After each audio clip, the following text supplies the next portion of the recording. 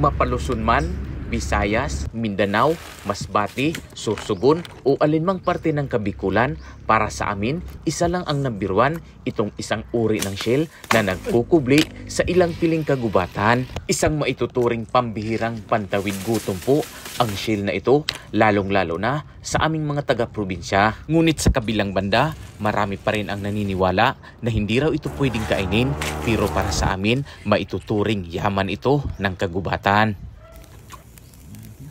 At sa aking panibagong adventure nga po, dito sa probinsya ng Masbate, isang uri ng wild snail ang matatagpuan dito sa ilang piling kagubatan.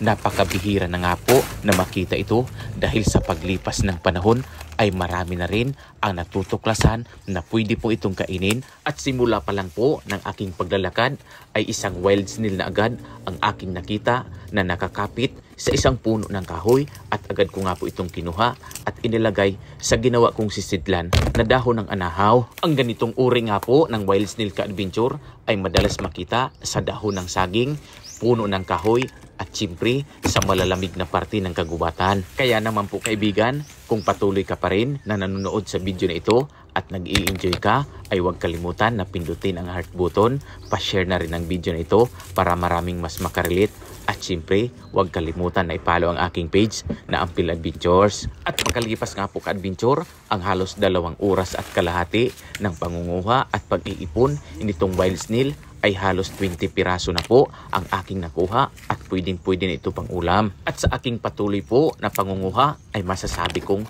maswerte ko dahil sunod-sunod nga po na nakakakita ko ng mga wild snail na nakapatong lang sa iba't ibang uri ng punong kahoy. Pero para po sa akin ka-adventure, hindi rin biro ang manguha nitong wild snail. Dadaan ka rin sa hirap upang makaipon lang pantawid gutom.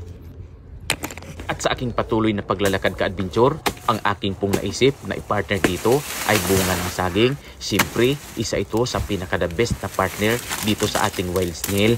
At makalipas nga po ka-adventure, ang halos 3 oras at kalahati ng pangunguha ng wild snail, ito't nakaipon na po ako ng halos 30 piraso, at sapat na ito pantawid gutom dito sa ating pananghalian ngayon.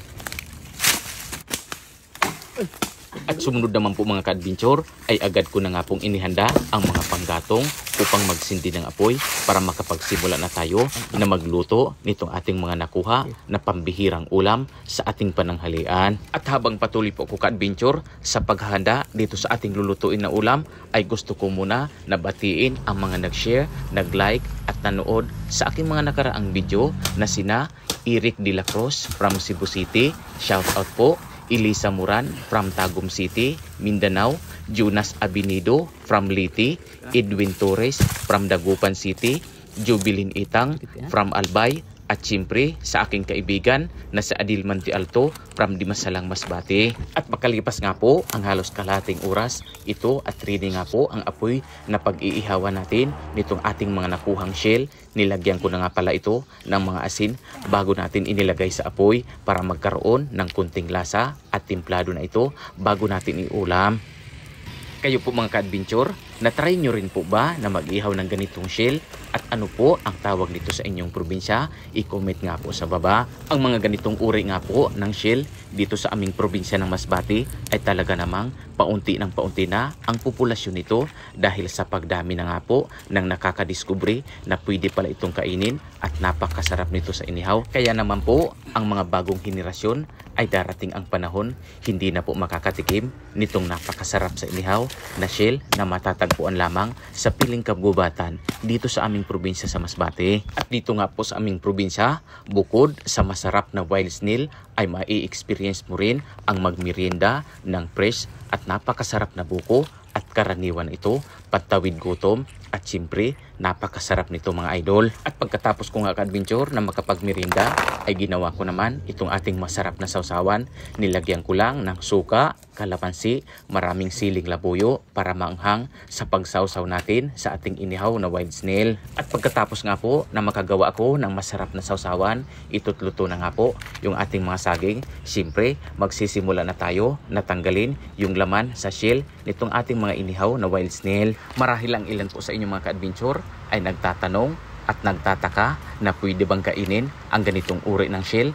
Ang isa po sa masasabi ko ay napakalinis ng ganitong uri. Siyempre, ang kinakain po nito, yung mga patay na dahon ng punong kahoy. At mula pa po, nung mga bata pa kami, ay madalas na namin itong iulam. At alam na alam ko po ka-adventure na marami po ang makakarelate nito at magpapatunay kung gaano ito kasarap, lalong-lalo na yung mga kabataan na lumaki sa probinsya. At dahil po ito ay inihaw, ang pinaka-the best din po na pang-partner nito, yung sinugba na saging, napakasarap nito mamaya, isawsaw sa ating napakaanghang na sawsawan. At siyempre po, maghugas muna tayo ng kamay, manalangin, bago natin simulan ang ating masarap na kainan. At dahil nga po sa haba ng proseso, ay excited na ako na matikman itong ating napakasarap na inihaw. Kaya unang subo para sa ating mga kababayan dyan na nakarelate sa video na ito at kumakain din po nitong napakasarap na inihaw na kurakol. At sanay na sanay nga po ka-adventure na kumain itong ating napakasarap na ulam. Isawsaw lang ito sa maanghang na sawsawan. Sobrang nakakatakam at napakasarap talaga.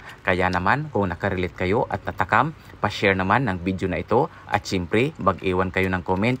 Banggitin nyo na rin po kung taga saang probinsya kayo para alam ko po kung hanggang sa nakarating ang video na ito. Huwag kalimutan din na i-follow ang aking page na Ampil Adventures. At siyempre po ka-adventure, gusto kong batiin ang aking mga followers na laging nag-share, nanonood ng aking mga video na sina Merly Anunas from Cebu City, Ronil Dihomo from Caloocan City, Isti Reyes from Samar, Danny Antonio from Cagayan de Oro City, at siyempre po sa lahat ng aking mga kababayan dito sa probinsya ng Masbate na walang sawang sumusuporta at nanonood sa aking mga video. Maraming salamat po sa inyong lahat ka-adventure. At siyempre po sa ating mga ka-adventure dyan na gustong mag-request na lulutuin natin sa ating susunod na adventure ay i-comment nyo lang po sa baba. Shout out din po sa lahat ng mga OFW na patuloy din po na nanonood at nag-share sa aking mga video. Mabuhay po kayong lahat mga OFW. God bless po at maraming salamat po sa inyong lahat.